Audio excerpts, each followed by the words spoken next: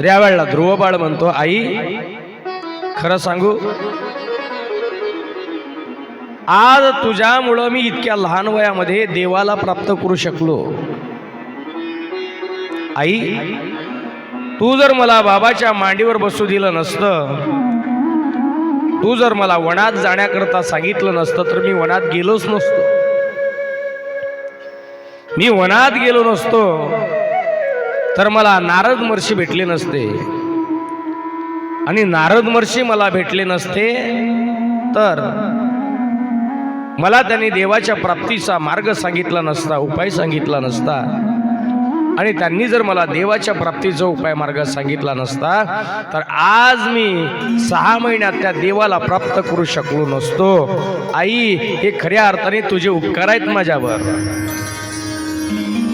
कधी कधी वाईट माणसाचे सुद्धा आपल्यावर उपकार असतात महाराज. ज्या वेळेला प्रभू रामचंद्र वनवासातून परत येतात, त्यावेळेला परत आल्यानंतर पहिल्यांदा सख्याईचं दर्शन घेत नाही, पहिल्यांदा सावत्राईचं दर्शन घेतात, कैकईचं दर्शन घेतात. त्यावेळेला कैकई सुद्धा प्रभू रामचंद्रांना विचारते, अरे रामा, माझ्यामुळे तुला 14 वर्ष वनवास भोगावा लागला, तरी सुद्धा तू पहिलं आल्यानंतर माझं दर्शन घेतोस.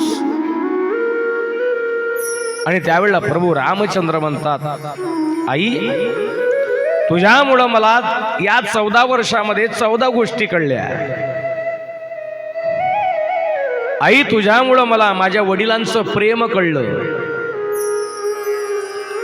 मी वनवासाला गेल्यानंतर माझ्या विरहाने माझ्या वडिलांनी प्राणाचा त्याग केला. माझ्या वडिलांचं माझ्यावर किती प्रेम होतं त्या निमित्ताने मला कळलं. नवे नवे मला माझं भावाचं प्रेम माझ्यावर किती आहे, माझं बंधुत्व प्रेम मला त्या निमित्ताने कळलं. वास्तविक वनवास मला होता, पण वनवास मला असून सुद्धा लक्ष्मण 14 वर्ष माझ्याबरोबर वनवासामध्ये राहिला, निराहारी. लक्ष्मणाचं बंधुत्व प्रेम त्या निमित्ताने मला कळलं. नवे नवे माझा भाऊ भरत, त्या भरताचं प्रेम त्या निमित्ताने मला कळलं. मी वनवासामध्ये असताना वास्तविक गादी खाली होती, त्या गादीवर त्याने बसायला पाहिजे होतं, परंतु तो मात्र त्या गादीवर सुद्धा बसला नाही. त्या निमित्ताने मला माझ्या बंधुत्व प्रेम कळलं.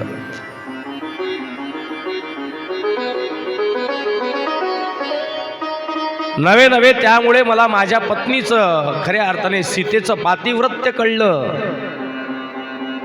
6 महिने रावणाच्या ताब्यामध्ये, पण तरी सुद्धा ज्यावेळेला अग्निपरीक्षा झाली त्यावेळेला सीता पवित्रच. त्या स्थितीत खऱ्या अर्थाने पातिव्रत्य पवित्रता मला त्या निमित्ताने कळली. नवे नवे त्या निमित्ताने मला माझ्या बाहूतली ताकद कळली. ज्या रावणाने 3 वेळा कैलास पर्वत हलवला, त्या रावणाला मी एका बाणामध्ये मारू शकलो, त्या निमित्ताने मला माझ्या बाहूतली ताकद कळली. नवे नवे हनुमंतरायांची भक्ती त्या निमित्ताने मला कळली. हनुमंतरायांची भेट मला त्या ठिकाणी झाली. आणि म्हणून आई, तुझ्यामुळं मला या गोष्टी कळल्या, म्हणून पहिल्यांदा तुझं दर्शन.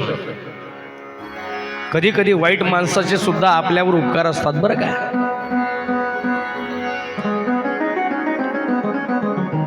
जीवनामध्ये निंदक असला पाहिजे. वाईट माणसाचे सुद्धा आपल्यावर भरपूर उपकार असतात. वाईट वागणारे लोक समाजामध्ये आहे म्हणून चांगले लोक चांगला वागण्याचा प्रयत्न करतात.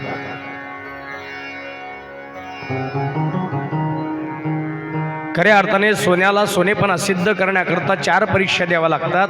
तसं माणसाला माणसाचा माणूसपणा सिद्ध करण्याकरता सुद्धा परीक्षा द्याव्या लागतात.